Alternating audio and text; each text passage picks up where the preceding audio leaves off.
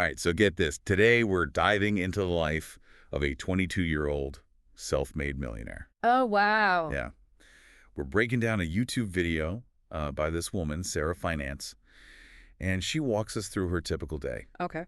And honestly, I went in expecting like the full millionaire montage, you know, Okay. fancy cars, private jets, maybe a pet tiger. Sure. But what we get is actually way more interesting. Are you ready to ditch those stereotypes and see what a young millionaire's life is really like? Yeah, it is pretty interesting how different it is from what we expect. I know, right? Like she still lives in her hometown, hangs out with her high school friends, Yeah. even talks about like grabbing some frozen chicken for dinner sometimes. It's surprisingly normal. It is. It's like that contrast between the flashy image we always see and then her reality is so different. Yeah, it makes you think, are we putting millionaires on this pedestal of unattainable extravagance? It really does. Like, is that even what we should be aiming for? I don't know. But Sarah's life, it kind of suggests otherwise. Exactly. So, okay, let's get into how she actually built this whole million-dollar empire by 22. Okay, let's do it. And get this, it's not just one job. It's like this whole entrepreneurial ecosystem she's created. Yeah, she's got a lot going on. YouTube channel, affiliate marketing. Oh, yeah, she mentioned rental properties, too. Oh, right. And she even has a coaching business. That's right. So many different things, bringing in money. Exactly. So it's not all reliant on one thing. That's key, right? Like if one area kind of takes a dip, it's not make or break. Yeah, exactly. Much less risk. Okay, but how much are we actually talking here? Because she did throw out some numbers. Oh, yeah. Get ready for this. She estimates her combined daily income from all those things combined is anywhere from $11,000 to, wait for it, Oh gosh, okay, I'm waiting. $40,000. What? I know. Wild. Right. Per day? Yeah, per day. But, and here's the kicker, she only aims to work 3 to 5 hours a day. Wait, seriously, how? Right. That's some serious efficiency. I mean, I struggled to answer emails in that time. I hear you. I think it shows it's not just about working hard, it's about working smart. Okay, so that's where her whole diverse business setup comes in. Exactly. It's not just about mitigating risk, it's also about having more flexibility in her schedule. So it's not the stereotypical hustle culture we think of. Yeah, very different from that. It's like she's found the balance of success and having a life. Right. And, you know, out of all those things, she seems super passionate about real estate, Oh, yeah, definitely. like the foundation of her empire. Absolutely. She already owns 3 properties that bring in $7,700 a month in rental income, Wow. but she wants to double that. Really? Yeah, to $15,000 a month. She's really into real estate as a long-term investment. Which makes sense, right? Because Yeah, those online businesses, they can be unpredictable. for sure. She even said she doesn't know if she'll be doing YouTube or coaching in a few years. Right. But those properties, Right. those will still be there. Exactly. She's not just thinking short-term, she's building something that lasts. Now, real estate has its own challenges. You know, market changes, dealing with tenants. Right, yeah, of course. But when it's done right, it can be really rewarding. Totally. But for those of us starting out, maybe with slightly smaller goals, Mm-hmm. she had different advice. Right. Affiliate marketing. Yeah, she's a big fan of that for beginners. And I mean, she even has her own course on it. She does. So she knows what she's talking about. Yeah, she's walking the walk. It's interesting how she sees it as like a gateway into entrepreneurship.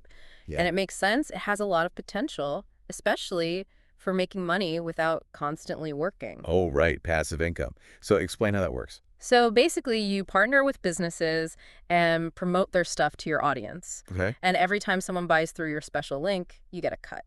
So you don't have to create your own product or deal with customers. Exactly. You're connecting buyers and sellers and getting paid for it.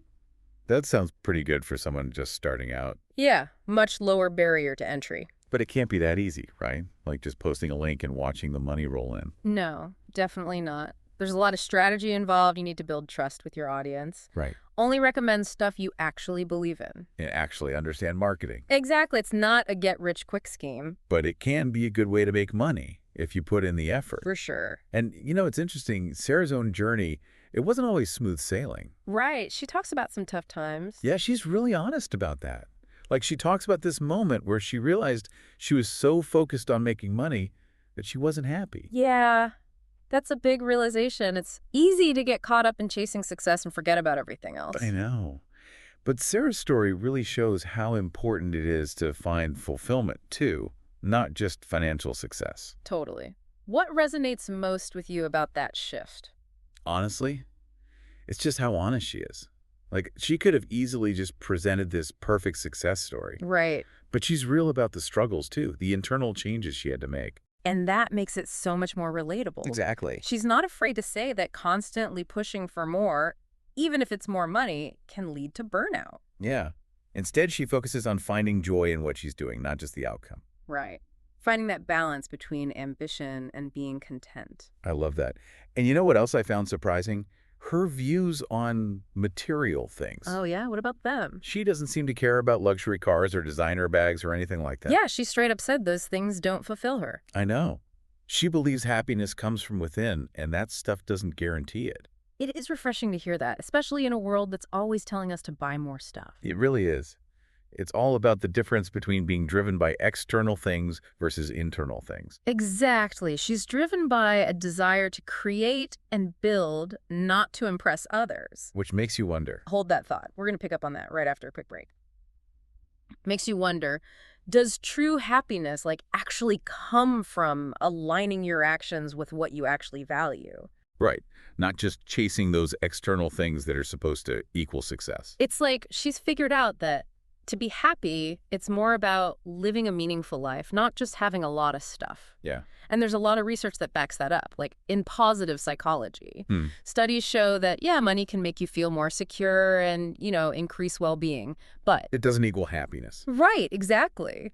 It's things like strong relationships, having a purpose, doing things that bring you joy. Those are the things that really matter. So it's like financial stability is important, but it's just one part of the whole picture. Exactly. It's about balance. Okay. But how do you even figure out what truly matters to you?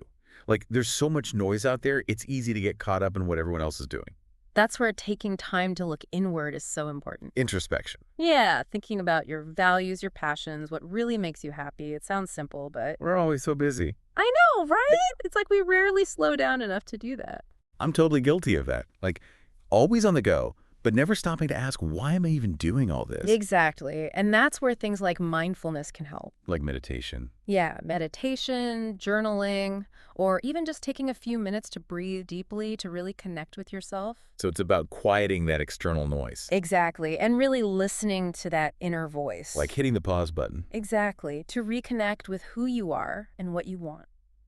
And that can change, right? Like, our values and priorities might be different over time. Absolutely. It's an ongoing process. The key is to stay connected with yourself and make choices that align with who you are. You know, it's funny. When you put it that way, Sarah's life, even though it sounds kind of boring on the surface, Right. it actually sounds pretty fulfilling. It does. Spending time with family, taking care of her health, walks on the beach, working on things she's passionate about. It's not flashy, but it's meaningful. Exactly. It reminds us that sometimes the simplest things are the ones that bring the most happiness. It's about creating a life that feels authentic to you, regardless of what society says. And the crazy thing is, she even said she could retire tomorrow if she wanted to. I know, right? But she keeps working because she enjoys it. She likes the process of building businesses, investing. It's not just about the money. Yeah, it's about the passion, the challenge. It shows how much she's driven by her own internal motivation. Yeah, not by external pressures. She's doing it for herself. Which brings us back to that question you asked earlier. If we could be financially successful at a young age, like Sarah, Right. what kind of lifestyle would we choose? What values would we base our decisions on? It's a really powerful question. It makes you think beyond just the money and the stuff. Yeah. Like, Yeah, what would a truly fulfilling life look like for you? exactly. Would you travel the world? Start something creative? Maybe focus on giving back? There's no right answer. It's about defining success on your own terms. Exactly. It's so easy to get caught up in wanting to be rich and buy all these things. But Sarah's story is a reminder that true happiness, it comes from within. Right. It's about building meaningful relationships, following your passions, and maybe even making a difference in the world. And also find that balance. Mm-hmm. Like going after your goals, but also enjoying the present moment. Absolutely. Remembering that success isn't a destination, it's a journey. I think Sarah's story is so powerful because it shows that success doesn't have to look a certain way. It doesn't. It's not about meeting other people's expectations. It's about figuring out what success means to you Exactly. and creating a life that feels authentic and fulfilling. You got it. And that's what makes this whole conversation so interesting. It's not just about learning facts. It's about looking at things from different angles, questioning what we think we know, and ultimately giving ourselves the power to create a life that aligns with who we are. So how do we actually take all these amazing insights and put them into action? How do we go from being inspired by Sara to actually making changes in our own lives? Yeah, that's the real challenge, isn't it? It's easy to hear these stories and be like, oh, that's great for her. Right. But actually applying it to our own lives. That's the tricky part. Totally. I think especially with social media, we're constantly bombarded with everyone else's like highlight reel. Oh, yeah. It's all so curated and perfect. Exactly. But Sarah's story, it's kind of a reminder that success doesn't have to look like that. Yeah. It's not about keeping up with everyone else. It's about figuring out what matters to you. And building a life that reflects that. And those values, those are going to be different for everyone. For sure. Some people might prioritize experiences over things, or spending time in nature, or being creative, or giving back to their community. So many different ways to find that fulfillment. Exactly. There's no one right way. It's all about figuring out what lights you up, what makes you feel like you're living a life with purpose. Yeah, what makes you feel truly alive? And then, actually having the courage to go after that. Even if it looks different from what everyone else is doing, Exactly. It's about shifting that focus from what we think we should be doing. to what we actually want to do. Right. Which takes being really honest with yourself about who you are and what you want. One thing that stood out to me about Sara is that she chose to stay in her hometown. Oh, yeah, she's close to her family and friends. I think that's so important. It would be easy to get caught up in building a business and forget about those relationships. It's easy to let those things slip away. But she clearly values them. Yeah. And, there's actually a lot of research on this. Strong social connections, they're a key part of happiness. Oh, absolutely. We need those connections to thrive. But they take effort. They do.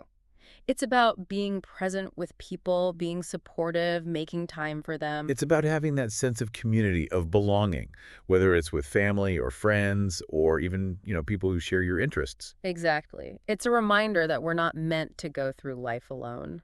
And I think that's something we can all take away from Sara's story, no matter how old you are, no matter how much money you have. Right. It applies to everyone. It's a reminder that success is not a finish line. It's an ongoing journey. It is. And you get to choose what that journey looks like, what values will guide you along the way. Couldn't have said it better myself. So, as we wrap up this deep dive, I think the big question we want to leave you with is, what does success mean to you? Yeah. What's important to you? What values do you want to build your life around? Take some time to really think about that. Let those answers be your guide as you create a life that feels truly meaningful to you. It's been awesome exploring all this with you. Thanks for joining us on this journey. And until next time, keep learning, keep questioning, and keep striving to live a life that's true to yourself.